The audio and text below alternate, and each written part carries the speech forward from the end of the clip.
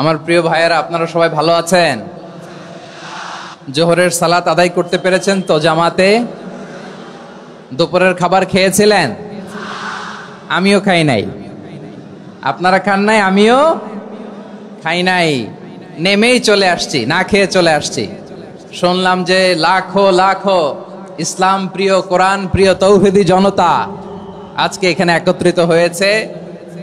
চলে এসেছি সরাসরি, আলহামদুলিল্লাহ। আমার প্রিয় ভাইয়েরা, আপনারা দেখেছেন এত বড় প্যান্ডেল সাধারণত হয় না বাংলাদেশে।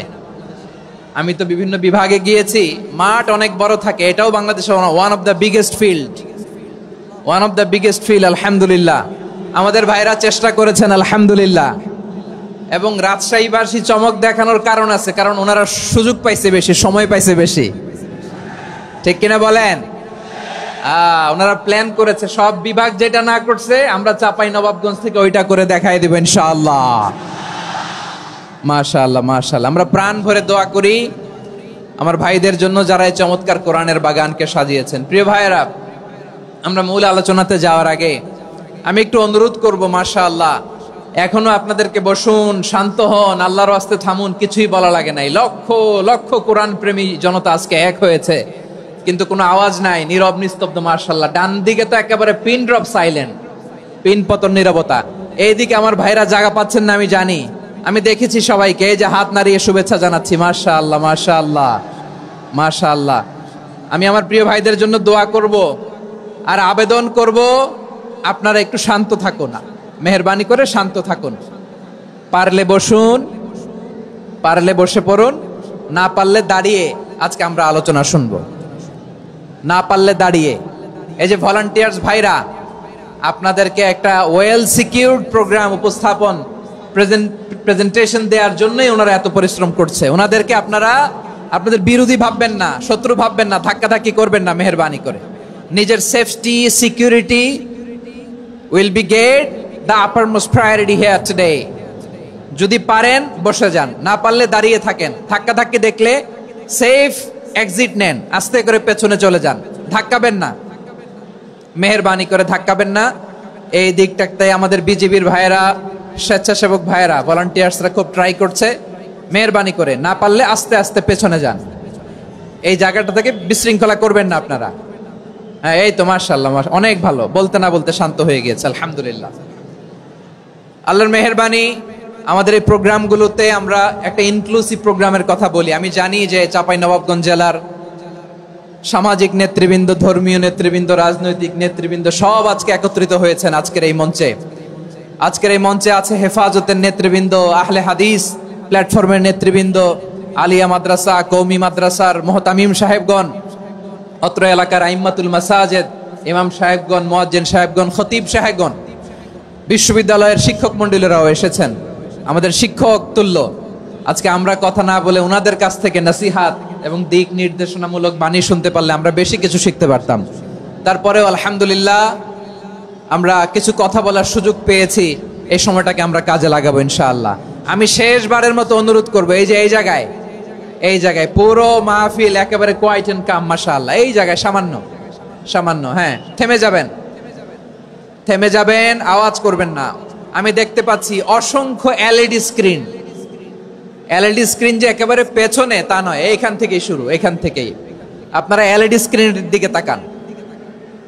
ভলান্টিয়ার আপনাকে থামাবে, পুলিশ ভাইয়েরা নিয়ন্ত্রণ করবে, এমনটা না। আমরা সবাই আজকে দায়িত্বশীল। প্রিয় চাঁপাইনবাবগঞ্জ, আওয়াজ করে বলেন, সবাই দায়িত্বশীল আজকে আমরা, ঠিক কিনা? মাশাআল্লাহ। আমি 10 থেকে 1 গুনবো। 10 থেকে 1 গুনার সাথে সাথে এই জায়গাটা একেবারে ঠান্ডা হয়ে যাবে, ডান দিকের মতো ইনশাআল্লাহ।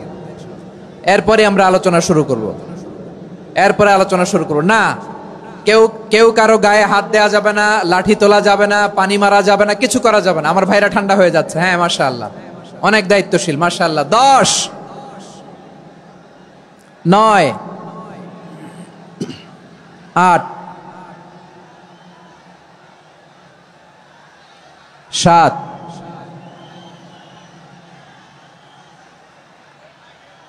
6,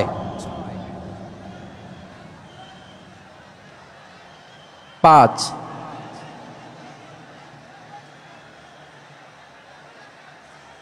4,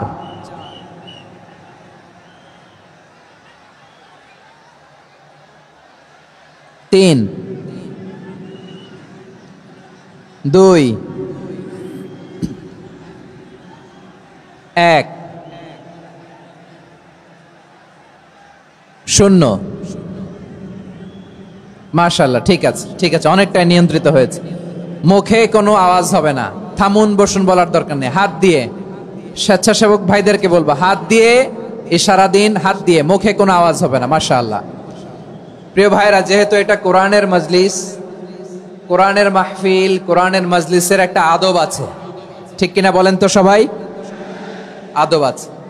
আমরা এই আদব রক্ষা করে চলবো শেষ মুহূর্ত পর্যন্ত। বেশি সময় নিব না, খুব বেশি সময় আমার হাতে নাইও। অল্প কিছু সময় কিছু জরুরি আলাপ আছে আপনাদের সাথে, কিছু কথা বলবো।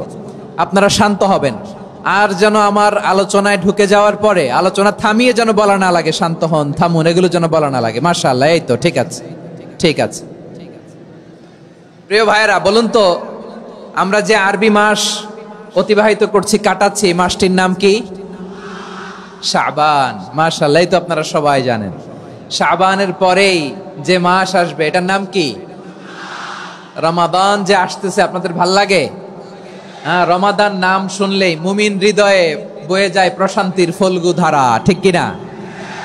একটা আনন্দ, একটা উচ্ছ্বাস আমাদের হৃদয়ের মধ্যে চলে আসে। রমাদান সাইয়্যিদুশ শুহুর, 12 মাসের মধ্যে সবচাইতে শ্রেষ্ঠতম মাস রমাদান আল মুবারক আসছে। আত্মশুদ্ধির মাস, আত্মসংশোধনের মাস, শুদ্ধাচারের মাস, নিজেকে আলোকিত করবার মাস, ঠিক কিনা বলেন? এই রমাদানুল মুবারকে আমাদের কি করণীয়, কি বর্জনীয়, what to do and what not to do, এই টপিকসের উপর কিছু কথা আপনাদের সামনে উপস্থাপন করব ইনশাআল্লাহ। ওমা তাওফীকি ইল্লা বিল্লাহ। আমার প্রিয় ভাইয়েরা, আমি আমার খুতবার শুরুতে সূরা বাকারার 185 নম্বর আয়াত তেলাওয়াত করেছি, যেখানে আল্লাহ তাআলা কোন মাসে কোরআন আল কারীমকে, মহাবিশ্বের মহাবিশ্বয় কোরআন আল কারীমকে এই পৃথিবীতে নাজিল করেছেন সেটা আমাদেরকে জানিয়েছেন। আল্লাহ তাআলা ইরশাদ করছেন, শাহরু রমাদান আল্লাযী উনজিলা ফীহিল কুরআনু হুদাল লিন-নাস ওয়া বাইনাতিম মিনাল হুদা ওয়াল ফুরকান। আল্লাহ বলেন, রমাদান এমন একটা মাস যে মাসে কোরআন নাজিল করা হয়েছে। আর এই কোরআন হচ্ছে বিশ্ব মানবের জন্য পথ নির্দেশিকা, হেদায়েতের সুস্পষ্ট বর্ণনা এবং সত্য মিথ্যা পৃথক করার আসমানি মানদণ্ড রূপে জামিনে আমাদের জন্য কোরআন নাজিল করেছে কে? আওয়াজ করে বলেন তো, আল্লাহর নাজিল করা এই কোরআনে কোনো ভুল আছে? সবাই বলেন নাই। সবাই বললে এতটুকু আওয়াজ হয় আমি বিশ্বাস করি না। গলা ছেড়ে দিয়ে বলেন, আল্লাহর নাজিল করা এই সর্বশেষ আসমানি কিতাব আল কোরআনে কোনো ভুল আছে? সন্দেহ আছে? সংশয় আছে? বিয়ন্ডলেস, বাউন্ডলেস, বটমলেস, এমন কিতাব যেটা পড়ে গবেষণা করে এর তথ্য, উপাত্ত, ইনফরমেশন, লেসন নিয়ে শেষ করা যায় না। সুবহানাল্লাহ। আল্লাহ বলেন, এই কোরআনকে আমি রমাদানে নাজিল করেছি, যেটা বিশ্ব মানবের জন্য পথ নির্দেশিকা। এতে আছে হেদায়েতের সুস্পষ্ট বর্ণনা আর সত্য মিথ্যা পার্থক্য করার মানদণ্ড, কোনটা সত্য কোনটা মিথ্যা এটা কোরআন দিয়ে ডিফারেন্সিয়েট করা যায়। কোরআন হচ্ছে Furqan, to differentiate between right and wrong. কোনটা সত্য, কোনটা মিথ্যা, কোনটা ভুল, কোনটা নির্ভুল, এটা কোরআন দিয়ে যাচাই করা যায়। চিল্লায় বলেন ঠিক কিনা? এজন্য এই কোরআন দিয়ে আমাদের জীবন সাজাতে হবে। কোরআন দিয়ে জীবন না সাজালে জীবন আলোকিত হয় না। কোরআন দিয়ে পরিবার না সাজালে পরিবার আলোকিত হয় না। কোরআন দিয়ে সমাজ না সাজালে সমাজটা শান্তিময় হয় না। শুধু দুর্নীতি দমন কমিশন দিয়ে দুর্নীতি বন্ধ করা যায় না। কোরআনের আইন বাস্তবায়ন করা ছাড়া এই সমাজ থেকে দুর্নীতি বন্ধ করা যাবে না। চিল্লায় বলো ঠিক কিনা? আমার প্রিয় ভাইয়েরা, এই কোরআন নাজিল হয়েছে রমাদান আল মুবারক, এই বরকতময় মাসে। তাই আমাদের উচিত এই মাসে আসন্ন যে রমাদান আল মুবারক, এই রমাদানে কোরআনের সাথে নিজেদের সম্পর্ককে বাড়ানো, আমার প্রিয় চাঁপাইনবাবগঞ্জের ভাইয়েরা, আমরা কি আসন্ন রমাদানে কোরআনের সাথে আমাদের অ্যাটাচমেন্ট সম্পর্ক বাড়াতে চাই? চান সবাই? আপনি কি জানেন কোরআন নিয়ে কোন ফেরেশতা পৃথিবীতে এসেছিল? জানেন ফেরেশতার নাম কি বলেন তো? জিবরিল আলাইহিস সালাম। একটু খেয়াল করে শুনেন, কান দুটো খরগোশের কানের মতো খাড়া করে আমার দিকে তাকান। সাইয়েদনা জিবরিল কোরআন নিয়ে এসেছেন, ফলে উনি হয়েছেন শ্রেষ্ঠ ফেরেশতা। বিশ্ব নবীর উপর কোরআন নাজিল হয়েছে, তাই তিনি হয়েছেন শ্রেষ্ঠ নবী। রমাদানে কোরআন নাজিল হয়েছে, তাই রমাদান হয়েছে শ্রেষ্ঠ মাস। কদরের রাতে কোরআন নাজিল হয়েছে, তাই কদর হয়েছে শ্রেষ্ঠ রাত। আমরাও যদি কোরআনের সাথে সম্পর্ক বাড়াই, আমাদের মর্যাদাও এরকম, আমাদেরকেও শ্রেষ্ঠ মানুষ বানায় দিবে কে? এজন্য কোরআনের সাথে সম্পর্ক বাড়াইতে রাজি আছেন তো? যারাই কোরআনের সাথে সম্পর্ক বাড়ায়, এদের মর্যাদা বাড়ায় দেয় কে? দেখবেন আমাদের হাফেজে কোরআন, তারা ইন্টারন্যাশনাল কোরআন কম্পিটিশনে যে গোটা বিশ্বকে পেছনে ফেলে প্রথম পুরস্কার নিয়ে আসে। এত ছোট ছোট বাচ্চা, ও সমাজ বোঝে না, রাজনীতি বোঝে না, টাকা পয়সা বোঝে না, কিচ্ছু বোঝে না, কিন্তু গোটা বিশ্বে ওকে সম্মানের চেয়ারে আসীন করেছে কে? এই কোরআনের সাথে লাগলে আল্লাহ তাআলা সম্মান বাড়িয়ে দেয়। আমার প্রিয় ভাইয়েরা, আসুন আমরা আলোচনার শুরুতেই শপথ নেই যে আসন্ন রমাদানে আমরা কোরআনের সাথে নিজেদের সম্পর্ককে মজবুত করব ইনশাআল্লাহ। সবাই বলুন ইনশাআল্লাহ। শাবান মাস আসলে, রজব মাস আসলে সাহাবারা কি করতেন? আসুন আমরা দেখি কিভাবে তারা রমাদানকে ওয়েলকাম জানাতেন। রজব শাবান আসলেই ওনারা রমাদান পর্যন্ত পৌঁছার আকুতি, আগ্রহ আর ফরিয়াদ আল্লাহর কাছে জানাতেন আর বলতেন, ইয়া আল্লাহ, রমজান পর্যন্ত আমাদের হায়াত বাড়িয়ে দাও। আল্লাহুম্মা বাল্লিগনা রমাদান, আল্লাহ তুমি রমজান পর্যন্ত আমাদের পৌঁছে দাও। আল্লাহুম্মা বারিক লানা ফি রজব ওয়া শাবান ওয়া বাল্লিগনা রমাদান, আল্লাহ রজব শাবানে বরকত দাও, আল্লাহ রমজান পর্যন্ত তুমি আমাদেরকে পৌঁছে দাও। আওয়াজ করে পড়েন আমিন। আমার প্রিয় চাঁপাইনবাবগঞ্জের ভাইরা, গত বছর অনেকের সাথে আমরা একসাথে রমাদান কাটিয়েছি, তাদের অনেকে দুনিয়াতে এখন বেঁচে নাই, এরকম আছে না নাই? এই যে আরো 7 দিন বাকি রমাদান আসতে, এই 7 দিন পর্যন্ত আমরা রমাদান পাবো, কোনো গ্যারান্টি আছে? আচ্ছা, এই বছর যদি খুশনসিব হয় আমাদের, আমরা যদি পাই, আগামী বছরও যে রমাদান আমরা পাবো, কোনো গ্যারান্টি আছে? তাহলে আসুন আমরা ভেবে নেই, হতে পারে this Ramadan could be the last and final Ramadan in our life. হতে পারে এই রমাদানই হতে পারে আমার জীবনের শেষ রমাদান। ঠিক কিনা বলেন? তাই আসুন আমরা আল্লাহর কাছে দোয়া করি, আল্লাহুম্মা বাল্লিগনা রমাদান, আল্লাহ তুমি রমাদান পর্যন্ত আমাদেরকে পৌঁছে দাও। আওয়াজ করে পড়েন আমিন। ইবনু রাজব আল হাম্বলি লাতাইফুল মাআরিফের মধ্যে লিখেছেন, সাহাবারা ওনারা রমাদান কেন্দ্রিক, আমাদের সালাফ সালফে সালেহিনরা রমাদান কেন্দ্রিক জীবন কাটাতেন। ওনারা রমজান আসার 6 মাস আগে আল্লাহর কাছে দোয়া করতেন, আল্লাহ রমজান পর্যন্ত পৌঁছে দাও। রমজান চলে যাওয়ার পরে বাকি 6 মাস আল্লাহর কাছে দোয়া করতেন, আল্লাহ এই রমাদানে যে ইবাদত করেছি, ইবাদত গুলো তুমি কবুল করে নাও। সুবহানাল্লাহ। তাহলে পুরো বছর রমাদান কেন্দ্রিক জীবন। রমজান আসার আগে 6 মাস দোয়া করতো, আল্লাহ আমরা যেন রমজান পাই। রমজান চলে যাওয়ার পরে বাকি 6 মাস বলতো, আল্লাহ রমজানে যে ইবাদত করেছি এগুলো তুমি কবুল করে নাও। সুবহানাল্লাহ। আবার এই শাবান মাসে আল্লাহর হাবিব সাল্লাল্লাহু আলাইহি ওয়াসাল্লাম সবচেয়ে বেশি রোজা রাখতেন। কানা ইয়াসুমু শাবানা কুল্লাহ, সবচেয়ে বেশি রোজা রাখতেন শাবান মাসে। ওয়া কানা ইয়াসুমু শাবানা ইল্লা কলিলা, শাবানের অল্প কয়েকদিন ছাড়া পুরো শাবানটাই বিশ্বনবী রোজা রাখতেন। সুবহানাল্লাহ পড়েন। এই শাবানে আপনারা রোজা রাখছেন তো? রাখছেন? আল্লাহ তুমি কবুল করো, আমরা সবাই পড়ি আমিন। মাইকের সাউন্ডটা একটু উইক মনে হচ্ছে, একটু স্ট্রং করতে হবে সামান্য। মাইক অপারেটর যিনি আছেন একটু স্ট্রং করবেন, আমার শাউট করে কথা বলা লাগতেছে, একটু স্ট্রং করবেন মেহেরবানি করে, মাইকের সাউন্ডটা একটু স্ট্রং করবেন। প্রিয় ভাইয়েরা, এই শাবান শেষে আমাদের মধ্যে আগমন করবে রমাদান, এবং এই রমাদানুল মুবারক আল্লাহ তাআলা আমাদের জন্য সিয়াম ফরজ করেছেন। কি ফরজ করেছেন? তিনি সূরাতুল বাকারার 183 নম্বর আয়াতে ইরশাদ করছেন, রাব্বুল আলামিন বলেন, ইয়া আইয়ুহাল্লাযীনা আমানু কুতিবা আলাইকুমুস সিয়ামু কামা কুতিবা আলাল্লাযীনা মিন ক্বাবলিকুম লাআল্লাকুম তাত্তাকুন।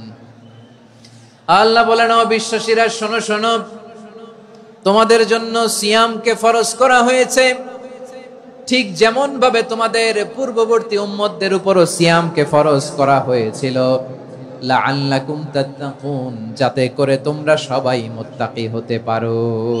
সুবহানাল্লাহ বলেন, যাতে করে তোমরা আল্লাহ সচেতন হতে পারো। তাহলে সিয়ামকে, এই সামনে যে রমাদান আসতেছে আমার প্রিয় ভাইয়েরা, এই পুরো রমাদান ব্যাপী সিয়াম সাধন করা, সিয়াম পালন করাকে আমাদের জন্য ফরজ করে দিয়েছে কে? রমাদানের রোজা রাখার নফল নাকি? রমাদানে সিয়াম পালন করা কি নফল? সুন্নাত। তাহলে কি ফরজ? আওয়াজ করে বলেন, রমাদানের রোজা রাখা কি ফরজ? এটা শুধু আমাদের উপরই ফরজ না, আমাদের আগে যত জাতিগোষ্ঠী এই পৃথিবীতে এসছে সবার উপরে সিয়াম পালনকে ফরজ করেছে কে? সবার উপরে আল্লাহ তাআলা সিয়াম পালনকে ফরজ করেছিলেন। তবে ধরনটা ভিন্ন ছিল, এক এক জাতিগোষ্ঠীর জন্য এক এক ধরনের ছিল। আমাদের জন্য সিয়াম ফরজ টানা 1 মাস 30 দিন বা 29 দিন।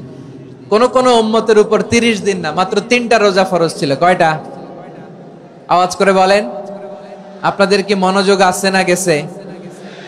মনোযোগ আছে? তাকবীর পড়েন তো, লিল্লাহে তাকবীর। আমাদের 1 মাস সিয়াম ফরজ। পূর্ববর্তী অনেক উম্মতের উপর 1 মাস ছিল না, 3টা ফরজ ছিল। কয়টা? প্রতি মাসের 13, 14, 15 ফরজ ছিল তাদের জন্য। কারো জন্য শুধু একটা, আশুরার রোজা। কোন কোন উম্মতের জন্য 10টা। কোন কোন উম্মতের জন্য রোজা ফরজ ছিল মৌনতার রোজা, আরবিতে বলে সওমুল ইনসাত, মানে সারাদিন খেতে পারবে, পান করতে পারবে, স্ত্রীর সাথে মেলামেশা করতে পারবে, কিন্তু কথা বলতে পারবে না। কথা বললেই তাদের রোজা ভেঙে যেতে। পড়েন সুবহানাল্লাহ। কি অদ্ভুত ব্যাপার! মৌন সম্মতির রোজা। যেমনটি সাইয়্যিদাতুনা মারিয়াম আলাইহাস সালাম বলেছেন, ইন্নী নাযারতু লির-রাহমানি সাওমা ফালান উকাল্লিমাল ইয়াওমা ইনসিয়া। তিনি বলেছেন, আজকে আমি রহমানের জন্য, মানে আল্লাহর জন্য রোজা মানত করেছি, আজকে আমি কারোর সাথে কথা বলতে পারবো না। তো রোজা রাখলে কথা বলতে পারবে না কেন? কারণ ওই শরীয়তে রোজার বিধান ছিল সকাল থেকে সন্ধ্যা খেতে পারবেন, পান করতে পারবেন, কিন্তু কথা বলতে পারবেন না। কথা বললেই রোজা ভেঙে যেত। সুবহানাল্লাহ বলেন। তাহলে সব জাতিগোষ্ঠীর উপরে রোজা ফরজ ছিল, কিন্তু ধরনটা ভিন্ন ছিল। মজার ব্যাপার হচ্ছে, আপনি বর্তমানেও বিভিন্ন ধর্মের দিকে তাকান, বৌদ্ধ ধর্ম, হিন্দু ধর্ম, খ্রিস্ট ধর্ম, তাদের মধ্যেও রোজা আছে। ইংরেজরা, খ্রিস্টানরা এটাকে বলে ফাস্টিং। কি বলে? ফাস্টিং। আমাদের হিন্দু ভাইয়েরা বলে উপবাস। তারা কি বলে? উপবাস। আবার এখন আন্দোলনেরও একটা মাধ্যম হয়েছে এটা, না খেয়ে থাকা। এটারে বলে অনশন। এটারে কি বলে? অনশন ধর্মঘট। মানে আমাদের দাবি না মানলে আমরা খাবো না, রোজা রাখলাম। আছে না নাই? তারপরে আধুনিক বিজ্ঞান এটার একটা নাম দিয়েছে না খেয়ে থাকাকে, অটোফিজি।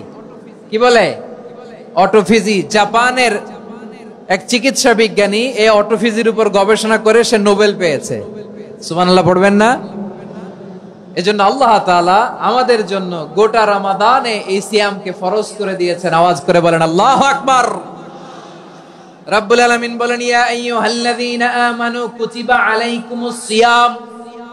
সিয়ামকে তোমাদের উপরে ফরজ করা হয়েছে, কামা কুতিবা আলাল্লাযীনা মিন ক্বাবলিকুম, যেমনি তোমাদের পূর্ববর্তীদের উপর রোজা ফরজ করা হয়েছিল, লাআল্লাকুম তাত্তাকুন, যাতে করে তোমরা আল্লাহ সচেতন হতে পারো, যাতে করে তোমরা মুত্তাকি হতে পারো। লাআল্লাকুম তাত্তাকুন, যাতে করে আমরা আল্লাহ সচেতন হতে পারি, আল্লাহ কনসিয়াসনেস আমাদের মধ্যে গ্রো করে। এটা হচ্ছে রোজার prime objective, the prime objective of সিয়াম। অনেকে জিজ্ঞেস করলে অনেকে বলে রোজার মূল উদ্দেশ্য হচ্ছে না খেয়ে থাকা। না।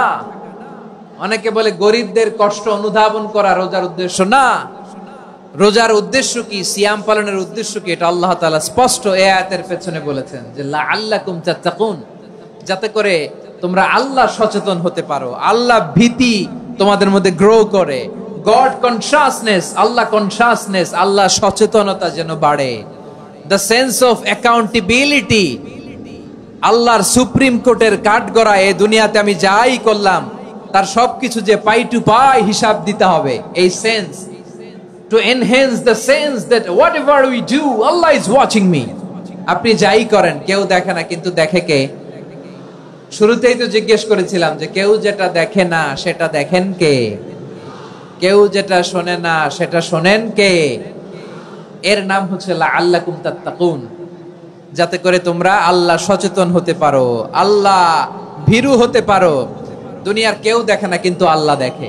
এটাই রোজার মূল শিক্ষা। আমার প্রিয় ভাইরা, আপনি লুকিয়ে লুকিয়ে ঘরের ভেতরে অন্যায় করেছেন, পাপ করেছেন, আপনার বাবা দেখে নাই, মা দেখে নাই, স্ত্রী দেখে নাই, কিন্তু দেখেছে কে?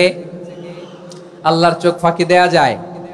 আচ্ছা, বুঝে থাকলে বলেন তো, সিসি ক্যামেরার চোখ ফাঁকি দেয়া যায় কি যায় না?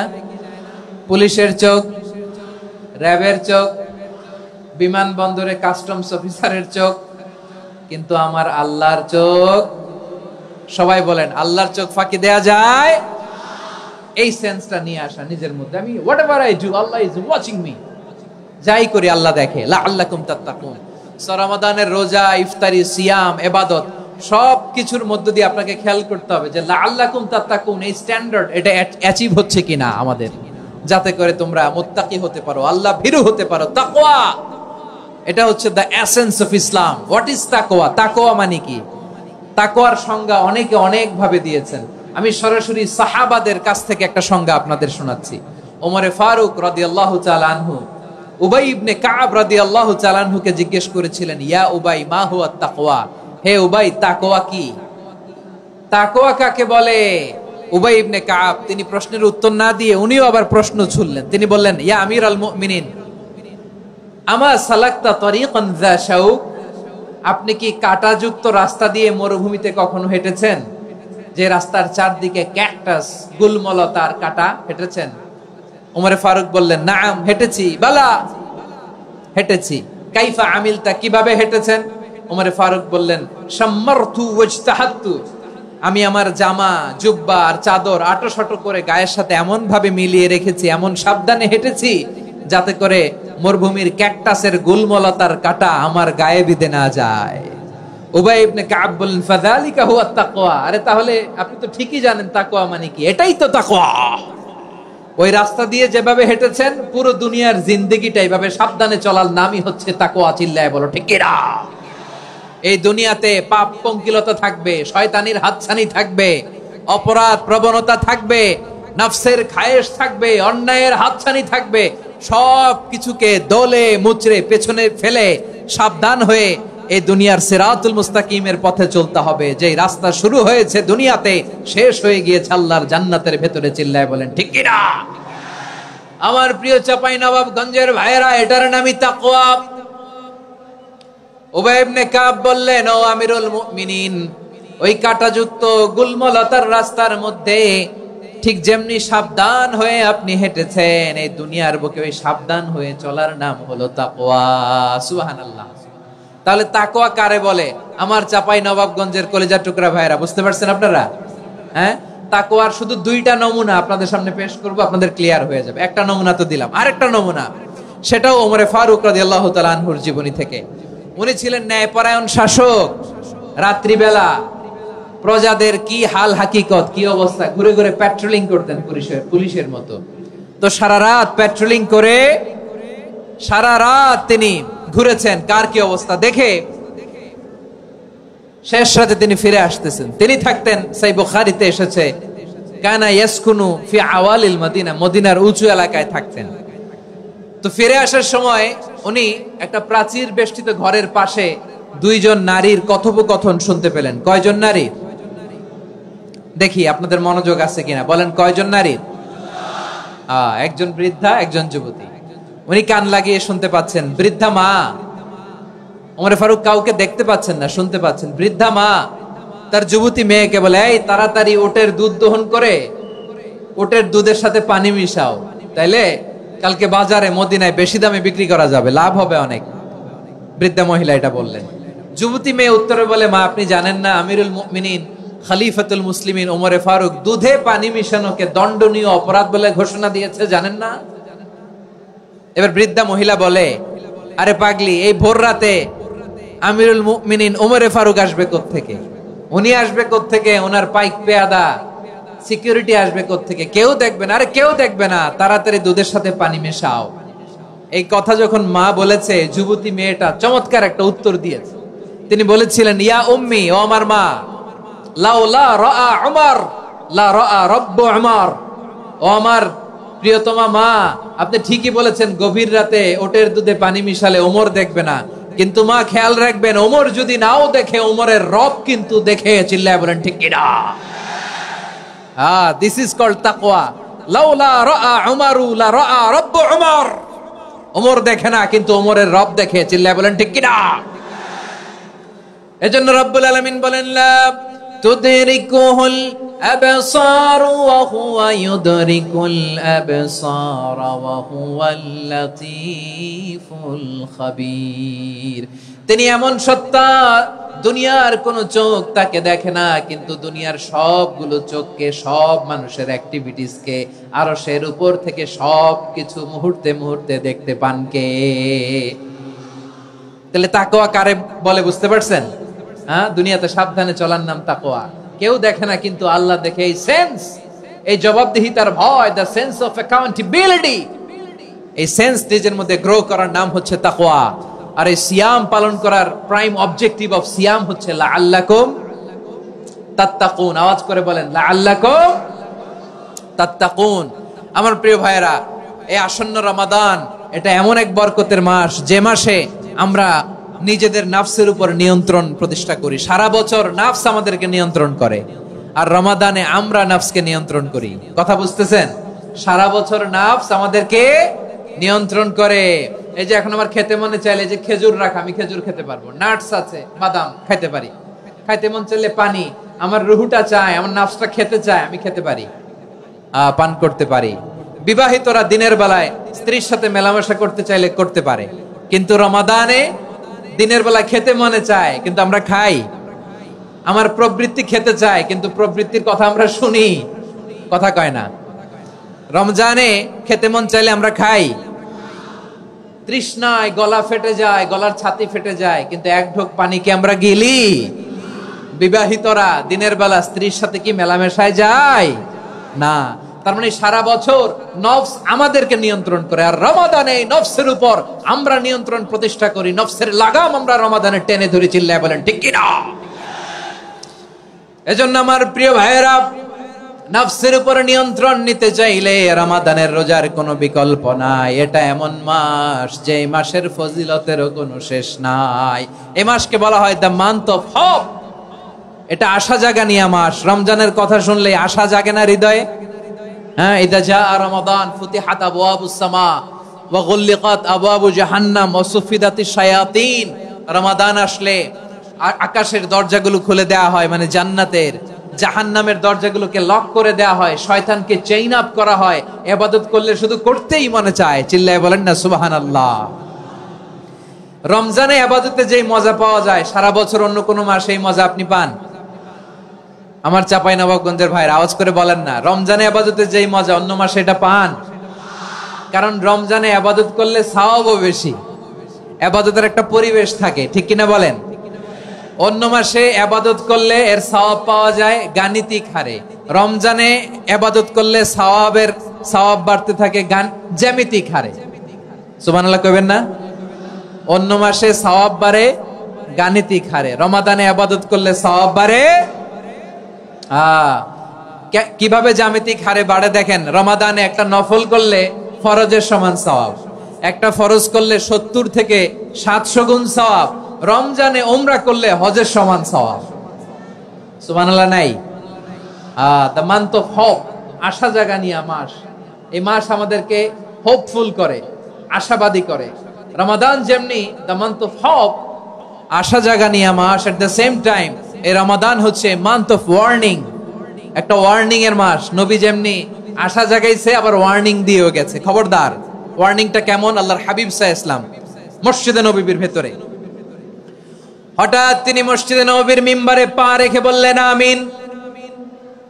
দ্বিতীয় ধাপে পা রেখে বললেন আমিন, তৃতীয় ধাপে পা রেখে বললেন আমিন। সাহাবারা অবাক হয়ে বললেন, ইয়া রাসূলুল্লাহ, ইয়া হাবিবাল্লাহ, 3 বার শুধু আমিন আমিন পড়লেন, কেন পড়লেন আমরা কিছু জানি না, আমাদেরকে জানিয়ে দেন কেন আপনি 3 বার আমিন বললেন।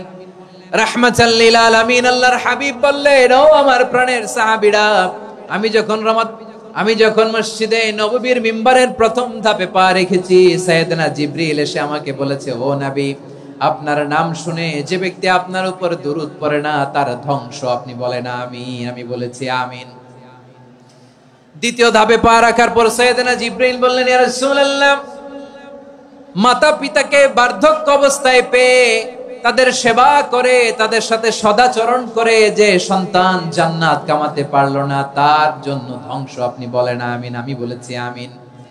আবার মিম্বারের তৃতীয় ধাপে ঠিক যখনই আমি পা রাখলাম, সাইয়েদনা জিবরাইল বললেন, নবী, রমজান মাস পাওয়ার পরে এই মাসে ইবাদত করে যে ব্যক্তি নিজের গুনাহ মাফ করাতে পারলো না তার জন্য ধ্বংস। আপনি আওয়াজ করে পড়েন আমিন। কত বড় ধমক, কত বড় ওয়ার্নিং দেখছেন, যে রমাদান পেয়েছে কিন্তু রমাদানের ইবাদত করার মধ্য দিয়ে সে নিজেকে জাহান্নাম থেকে মুক্ত বানাতে পারলো না, তার উপর আল্লাহ লানত, তার জন্য ধ্বংস। সাইয়েদনা জিবরাইল বলেছেন আমিন, স্বয়ং বিশ্বনবীও বলেছেন আমিন। আওয়াজ করে পড়েন নাউযুবিল্লাহ। তাহলে রমজান আসবে আর আমরা নিজেদেরকে জাহান্নামীদের লিস্ট থেকে নাম কাটিয়ে জান্নাতীদের লিস্টে উঠাতে পারবো না। এর চেয়ে বড় হতভাগা কি আর কেউ থাকতে পারে? আওয়াজ করে বলেন। তাহলে রমাদানের এই রহমত, বরকত, মাগফিরাত, ফজিলত আমাদের কামাই করার দরকার আছে না নাই? আর মাত্র 7 দিন বাকি। আর মাত্র কয় দিন? এগুলো নিয়ে আমাদের কোনো আগ্রহ নাই। তোমাকেই খুঁজছে বাংলাদেশ, ক্লোজ আপ 1, আর মাত্র 7 দিন বাকি। টেলিভিশনে বিজ্ঞাপন আছে না নাই? রেফেল ড্র হবে লটারির, আর মাত্র 5 দিন, আছে না নাই? কিন্তু এমন এক বরকতময় মাস আসতেছে, আর মাত্র 7 দিন বাকি। আমাদের কোনো সেন্সই নাই, আমাদের মধ্যে কোনো অনুভূতি কাজ করে না। হায় রে দুর্ভাগা মুসলমান। আমার প্রিয় ভাইয়েরা, আপনি পৃথিবীতে যত ইবাদত করেন সব ইবাদতের সওয়াব নির্ধারিত। এটা পাবেন বা ওইটা পাবেন, এই সওয়াব জান্নাতে, এই বাড়ি ওই বাড়ি। শুধু সিয়ামের সওয়াবটা অনির্ধারিত। কুল্লু আমালি ইবনে আদম ইউদাআফ আল হাসানাতু আশরু আমসালিহা ইলা 700 দি'ফিন ইল্লা সাওম। সব নেক আমলের সওয়াব বাড়তে বাড়তে 700 গুণ, কিন্তু রোজা ছাড়া। রোজার সওয়াব কি হবে?